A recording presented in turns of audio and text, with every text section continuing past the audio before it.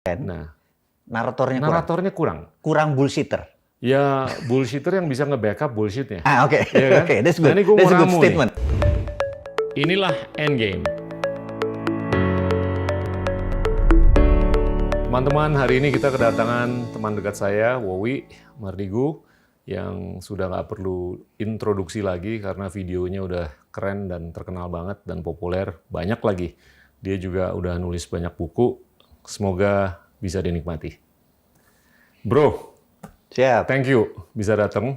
Pleasure. Dan Senang bisa di sini. gue mau ngobrol sedikit mengenai masa kecil lo. Oke. Lo 1 tahun di bawah gue, Siap. lahir tahun 1964, Siap. terus belajar sempet di San Francisco. Siap. Lucunya lo belajar Criminal Minds. Betul. Itu kenapa? Karena lo mau jadi kriminal atau lo mau ngerti mengenai kriminal atau apa? Jadi gue ini come from Deso, Kamso, Siap, Madiun. Madiun. Oke. Jadi bokap adalah pensiunan angkatan udara, pangkatnya kapten. Oke. Jadi bercita-cita sekolah ke Amerika itu nggak mungkin. Nah, karena bokap dulu pindah-pindah ke Palembang 6 tahun, Balikpapan pindah tahun, itu pindah-pindah lah, namanya juga pangkat rendah ya gitu ya. Dari kecil. Pangkatnya apa? Kapten pensiun. Kapten. Wow. Pensiunnya kapten. Jadi Oke. bukan Oke. ini ya. Nah, waktu kecil entah bagaimana lihat guntingan koran tuh rumahnya Trump sekarang nih, White House. Gue gunting. Oke. Gue gunting, taruh di kantong.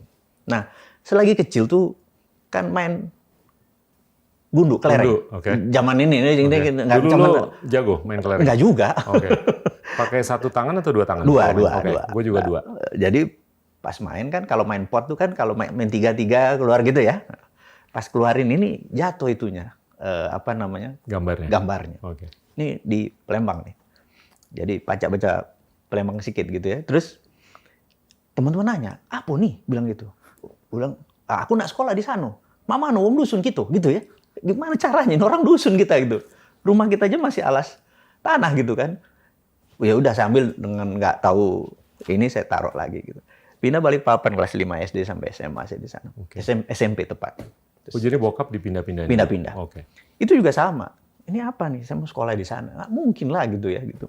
Nah, waktu tahun 84-85 itu kan zamannya Pak Habibie nyekolahin anak-anak luar negeri yang pinter-pinter gitu ya. Iya, Eropa, Amerika, Ah, semua ya. kirim. Nah, kita pengennya ke Amerika. Jadi kita bawa proposal ke Amerika. Itu kan the best student yang 9, 10 ijazahnya gitu kan. Pak Habibie dikirim. Tapi nilai gue cuma 6. 1 8-nya agama. anak NU 1. Terus hari pengumuman nggak keluar nama kita. Tapi entah gimana di sini tuh kayak nggak berubah gitu. Gimana ya? 3 hari kemudian ada surat dari Dekdikbud suruh ke kantor Dekdikbud. Di kantor itu ada 1 anak pakai putih abu-abu. Terus saya bilang, ya duduk sini, ada 2 orang duduk di sana gitu. Saya duduk samping si salaman gitu ya. Lu dipanggil juga? Iya gitu. Gak lama ada orang bawa dokumen. Datang sana dia bilang, ini 2 anak. Dia banting tuh. Bah, lu kurang ajar lu berdua ya.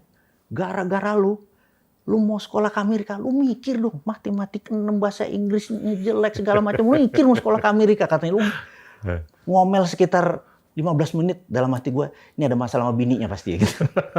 Kita gak kenal gitu. Singkat cerita dia bawa itu meja, dia bilang, lu berdua berangkat ke Amerika. Kita kaget. Gitu bilang, Setelah dimaki-maki, setelah dimaki-maki, disuruh berangkat. lu berangkat ke Amerika. Terus, lu jangan bangga dulu ya. Lu tahu, ada 6 tempat ke Amerika yang daftar cuma lu berdua. Jadi ini bukan karena pinter nih kita berangkatnya. Karena ada kuota. Karena ada kuota. Nah, karena nggak kepake lagi kuotanya. Karena gitu kita nggak bisa milih. Oke. Bachelor kita adalah... Tunggu dulu, ini beasiswa dari pemerintah? Nah, nanti dijelasin itu. Oke. Satu chapter lagi tuh. Sorry. Motong gue. Oke, terus. Jadi waktu kita sekolah di sana kita nggak bisa pilih. Jadi bachelornya adalah Applied Psychology in Business. Jadi Applied Psychology in Business itu seperti misalnya kayak kenapa kopi di Starbucks harganya 50.000 tapi orang ngantri di Starbucks gitu ya. Apakah karena kopinya paling enak? Nggak juga. Apakah karena kopinya murah? Nggak juga, mahal juga. Karena brand.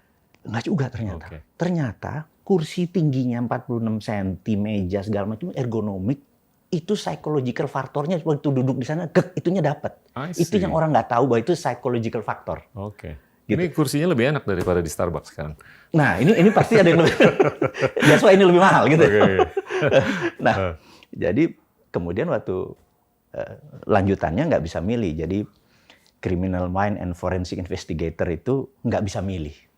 Jadi jadi kita harus masuk ke state penitentiary, ke penjara kelas kakap, kita interview orang 1, 2, begitu orang ke 100 saya tahu ini pedofil nih. Karena kan terbaca gitu ya, terbaca. Terus harus ngambil short course untuk semacam disertasi, bukan doktoral gitu ya. Akhirnya dapat namanya sebuah yang ditunggu memang namanya state sponsor terrorism, disertasi saya. Nah, pulang tahun 91 itu barulah ketemu siapa sponsornya, yang ngamuk-ngamuk Pak Jenderal ini. Siapa yang bayarin ini orang. Jadi yang nyekolahin lo, ini pasti mau ngintelin gua katanya gitu. Wow. Jadi di hari itu saya ikatan dinasnya harus dicopot. Jadi tidak harus membayar kewajiban. Akhirnya kita dekat dengan Shadow, itulah sejarahnya. Oke. Gitu. Jadi tidak. Berapa lama lo di SF? Almost 7 years, almost 6 something lah. Sampai S2? Sampai S2. Sampai tadi bukan doktoral, itu kayak short course 6 bulan, tapi sekolahnya untuk disertasi karena memang harus mengambil itu. Oke. Terus balik ikatan dinas langsung dicopot? 10 tahun harusnya. Hari itu dia langsung dicopot karena tugasnya kan nginteli Pak Beni atau Pak Harto kan. Dia bilang yang state sponsor terorisme itu gini. State sponsor terorisme ini gini. Dulu ada tahun 89 terkenal namanya Laurent Kabila. Laurent Kabila adalah rebel Kongo. Gue pernah ke sana tuh. Masih. Jadi yang dia mencari state sponsor. Gue kedua-duanya. Really? Democratic Republic sama Republic. Jadi Brazzaville sama Kinshasa. Betul. Nah, di tahun 89 itu dia minta state sponsor. Akhirnya Kanada yang sponsori Kabila dengan syarat seluruh kobaltnya diambil Kanada sampai akhir zaman. Ya, itu state sponsor. Jadi Kanada look like negara yang bersih, baik. Penjajah sebelumnya itu kan Belgia dan Prancis untuk dua negara itu. Sejarah Prancis itulah membuat Kanada merdekanya dia tahun 91, terus menjadi Laurent Désiré Kabila presiden pertama. Jadi Kanada itu state sponsor terorisme sebenarnya. Nah, sekarang ini banyak state sponsor. Jadi dulu ada Libya, dan lain sebagainya. Dan sebenarnya ini adalah terorisme tertinggi karena state sponsor. Derajatnya gitu ya. Tunggu dulu. Rewind. Oke. Ini lu dari kecil emang suka beginian atau begitu lu mendarat di SF aja lu dijorokin ke sini terus tiba-tiba? Jadi I don't like the shit sebenarnya. Doyan sama sekali. Tapi karena CM-nya, cita-cita mulianya kan ke Amerika. I see. Udah itu aja. Apapun itu. Jadi di sana itu sebenarnya painful juga gitu atas pelajarannya. Jadi tidak passionate.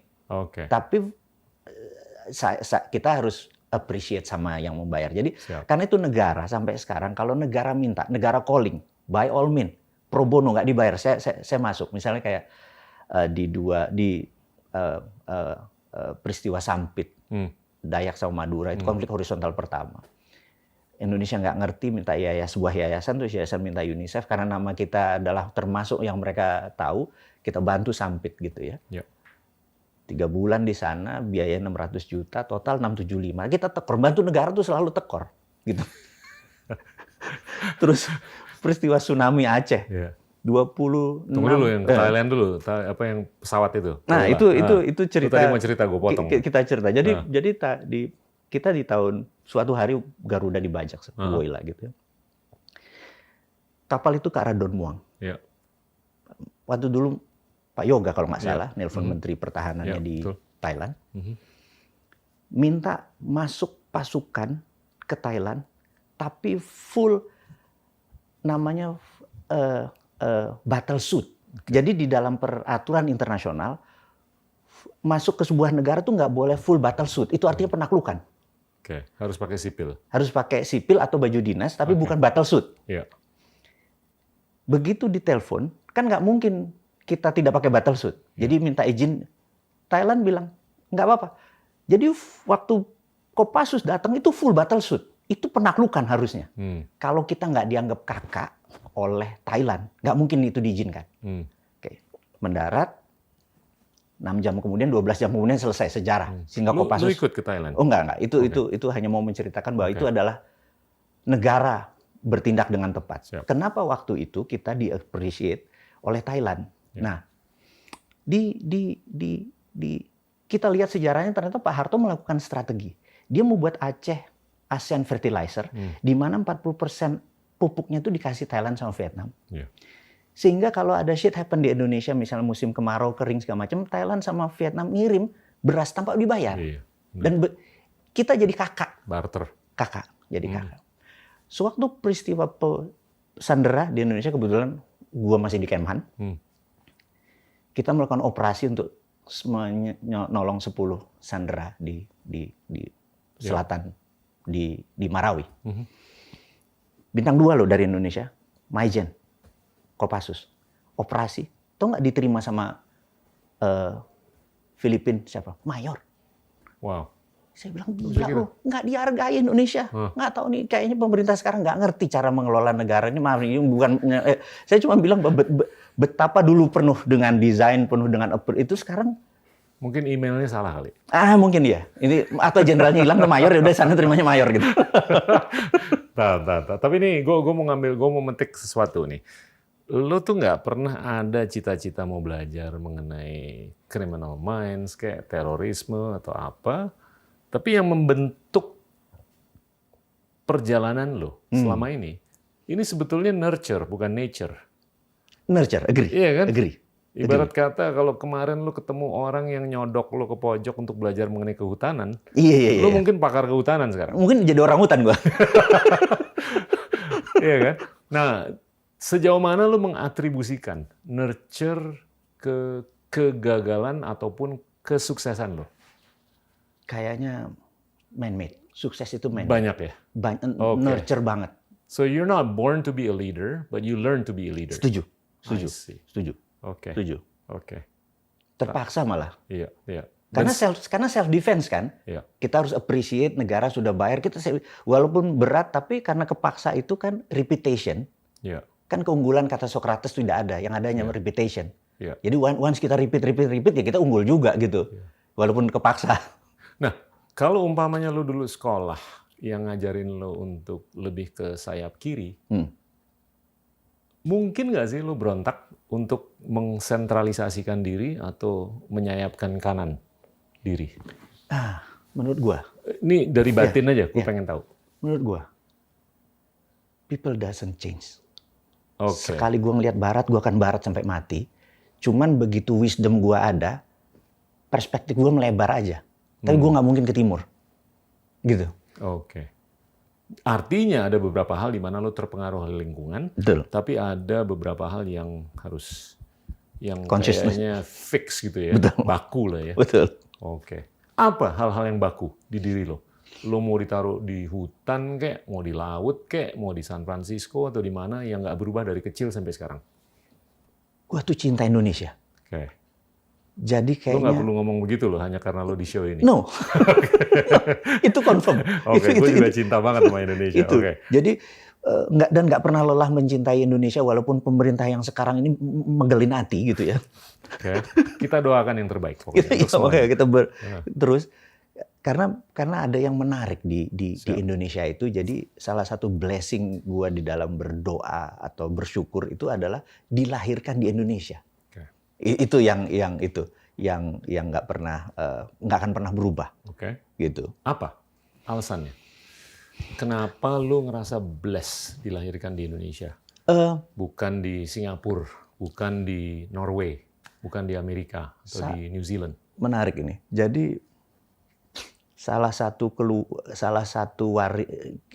gua dilahirkan di Indonesia di sebuah keluarga kecil yang dari sisi bapak gitu ya. Yang kami terlahir sebagai turunan pandai besi. Pandai besi. Jadi udah turun temurun gitu. Nah, selalu ada cerita sebelum tidur, ini folklore kali ya, cerita sebelum tidur bahwa dulu ada pesan dari mbah-mbah kita Siap. bahwa pada saat penjajahan masuk itu bukan mau ngambil spice atau rempah, tetapi mau ngambil budaya logam, kata dia gitu. Saya bilang, oh ya, gitu. Ini dari kecil dengan bahasa Jawa gitu. Budaya logam. Budaya logam Nusantara tuh tertinggi di dunia. Untuk membuktikan misalnya dengan alat musik. Tertinggi itu kan sudah teknologi terus musik kan, budaya kan tertinggi. Jadi Eropa alat musiknya terbuat dari apa? Kayu. Senar gitu kan, Senar, biola gitu kan. Gitu. Ke Timur Tengah alat musiknya terbuat dari apa? Kayu juga. Ada kulit. Iya, ada kulit. Benar. Ke mana? Cina. Cina, kayu, senar, ada besi juga, seruling, bambu. Ya. Tapi ada nggak yang sejak 1000 tahun yang lalu musiknya gamelan, gong, dan segala macam? Itu budaya logam kita tinggi sekali. Oh iya. Itu budaya logam. Nah, budaya logam yang tinggi tadi itu akan diambil oleh penjajah. Itu. Nah, karena itu Sunan Bonang menyatakan sebuah dua perintah. Perintah itu sangat terkenal sekali namanya apati geni, perintah mematikan api. Ya. Begitu budaya api mati, maka budaya logam kita tenggelam. Ya. Perintahnya menarik. Nanti tinitah sabdo sumuruping geni, perintah menyalakan api, itu 17 turunan setelah Bonang. Wow. It happen sekarang turunan ke-17. Oh ya. Ngitungnya dari kapan tuh? Dari Sunan Bonang. Terus aja turunan 17 anak itu. turun, oke. Tujuan bisa dari Sunan Muria. Pokoknya dari para Sunan diturunin itu sekarang 17. Ya. Karena itu waktu Sunan Bonang tuh abad ke-14 atau 15? 14. Oke. 14 sekian gitu ya. Nah, itu turun. Sekarang 17. Jadi Ya. dari dulu kita dibilang, ini masa jaya-jaya yang kita lagi nih. Sumuruping geni, perintah nyalain api sudah mulai dinyalain. Itu kan sanepo, sebenarnya itu kan kiasan kan. Ini jadi membuat kita jadi, oh iya nih, gitu bangsa besar. Membuktikan bangsa besar itu, kita tahu bahwa bumi ini muter udah berapa miliar tahun, bener nggak? 4,5 miliar.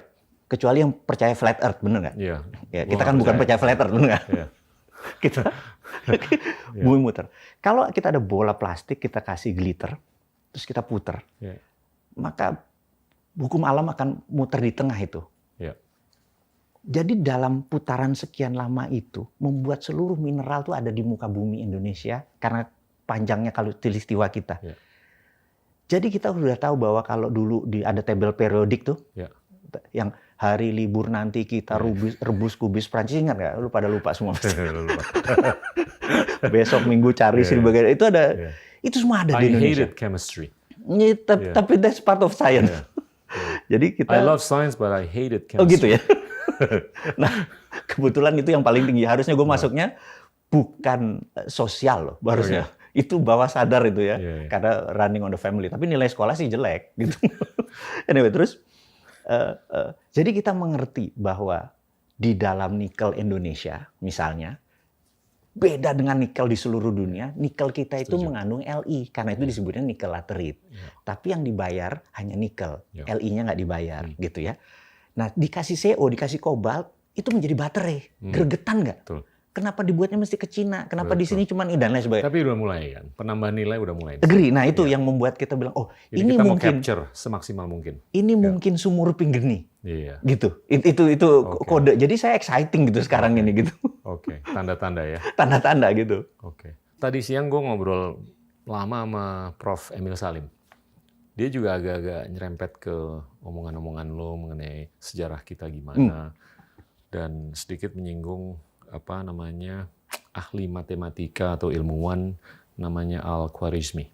Oke. Itu dia lahir tahun 790 sampai tahun 850 lah.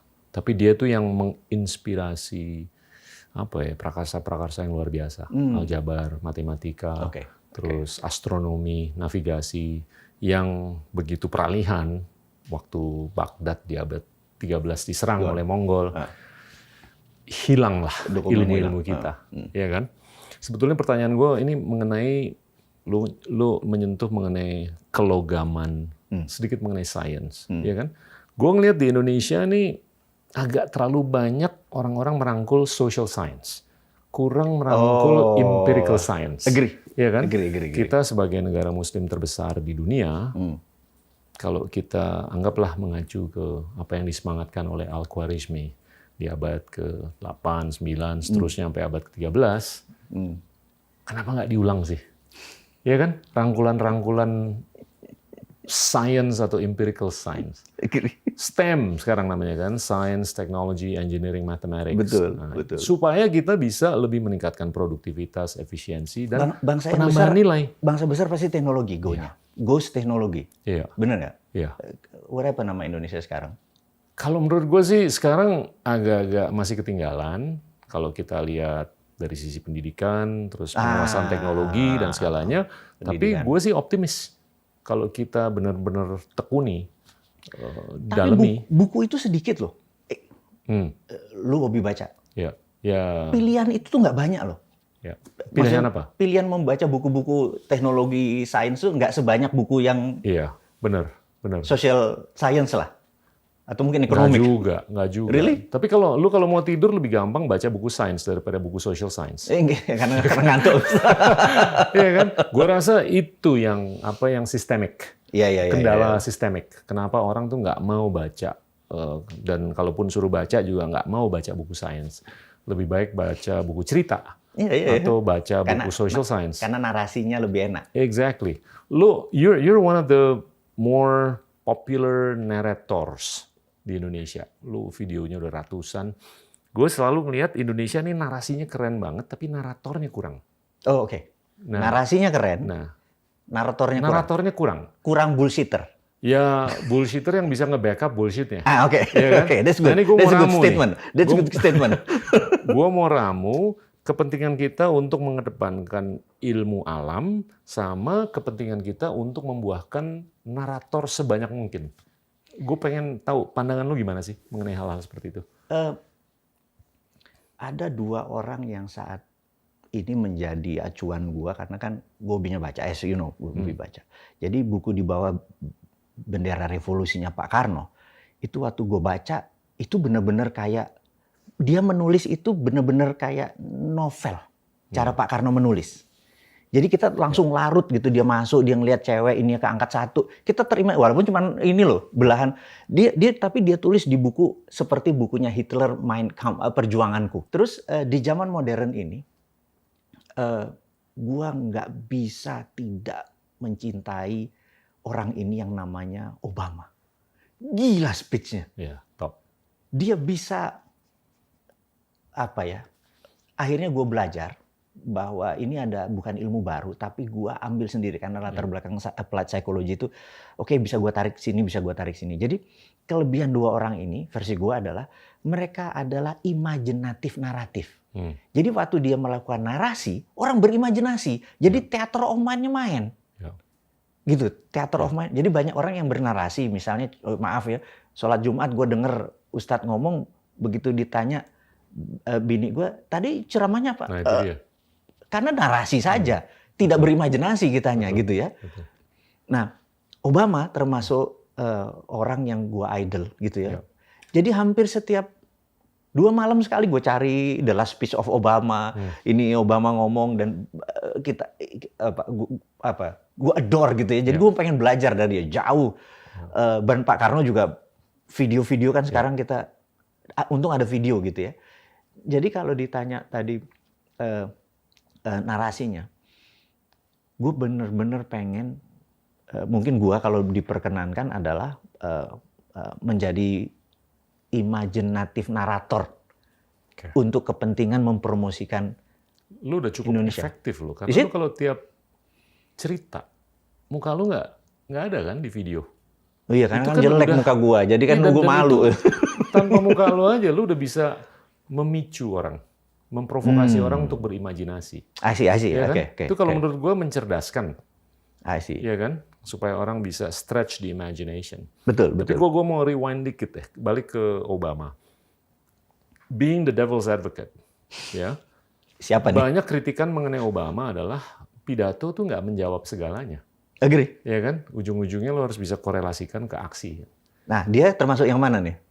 Kalau menurut gua banyak yang tetap ngeritik dia. Dia mungkin pidatonya oke banget. Tapi banyak hal-hal yang dia bisa lakukan tidak dilakukan selama 8 tahun. Good. Oke? Agree. Kalau gue sih mungkin agak-agak bisa berdebat di topik itu ya.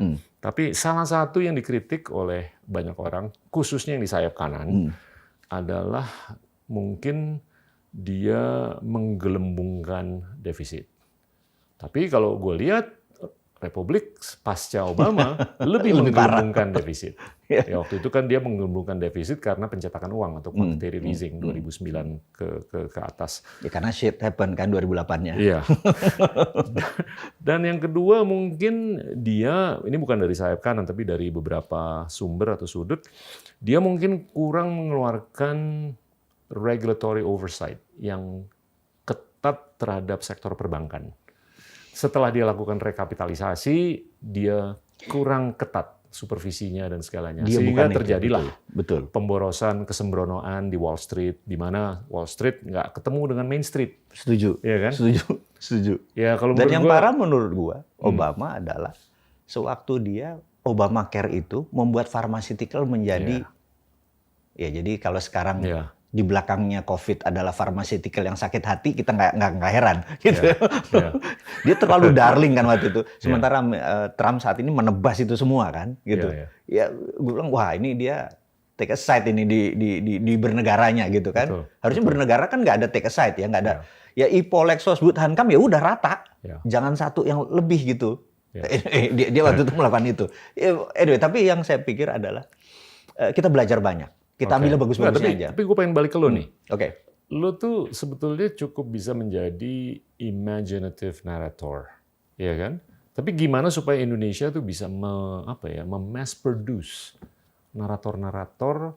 Karena yang bikin gue sebel tuh kalau kita ke luar negeri, orang tuh lebih seneng ngobrol mengenai India, Tiongkok, ya kan?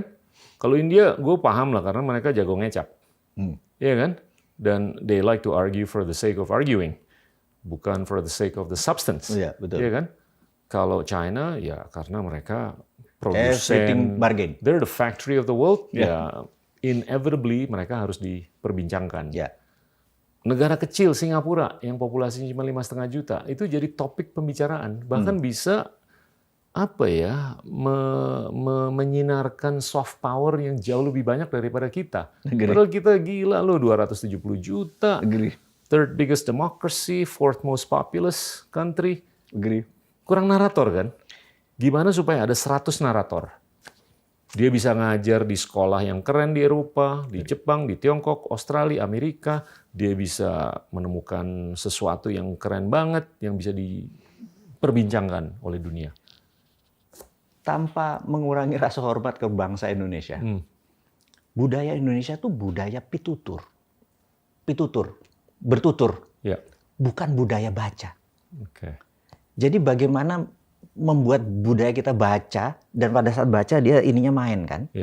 Nah, kita harus mempromosikan membaca, tapi dari yang sederhana dulu. Jadi kebiasaan misalnya, all presiden Amerika, atau first lady-nya selalu datang ke TK-TK bacain. Nah, apa kita harus buat gerakan Indonesia membaca kali ya?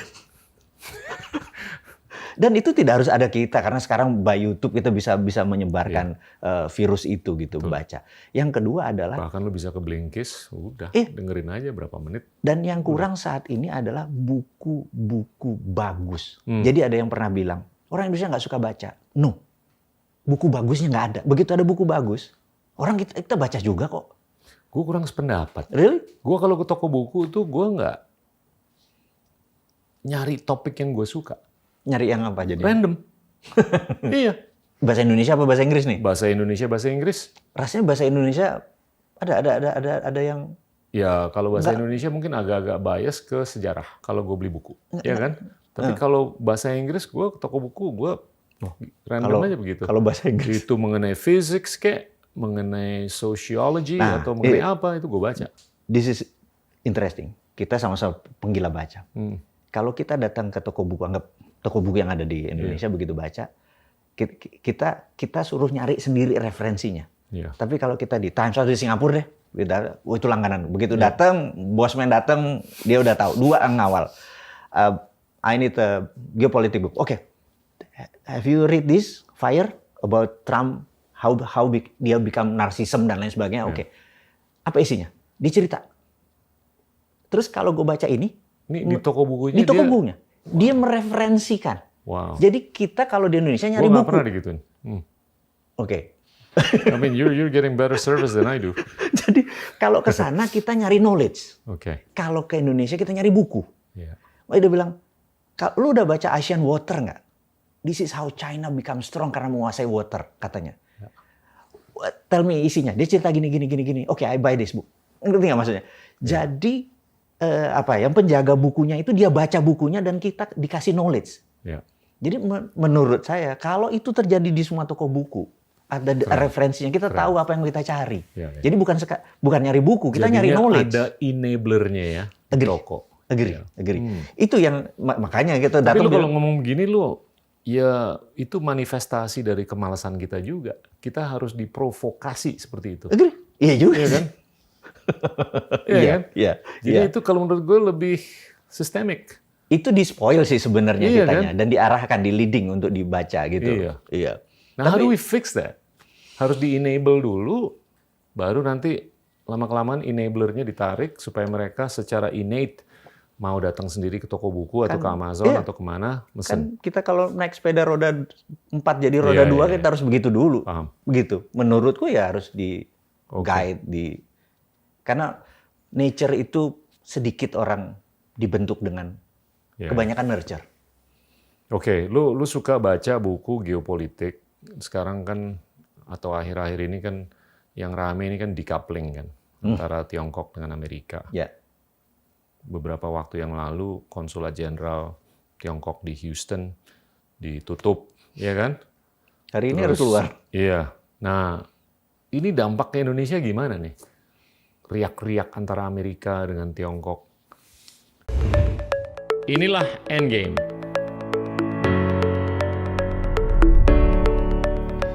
Memang kayak ini apalagi nanti gue bermasalah nanti gitu ya. Saya bilang sahabat saya Pak Dahlan Iskan, saya bilang, Pak izin Pak, Bapak punya kekuatan udara nih kenceng Pak. Boleh nggak saya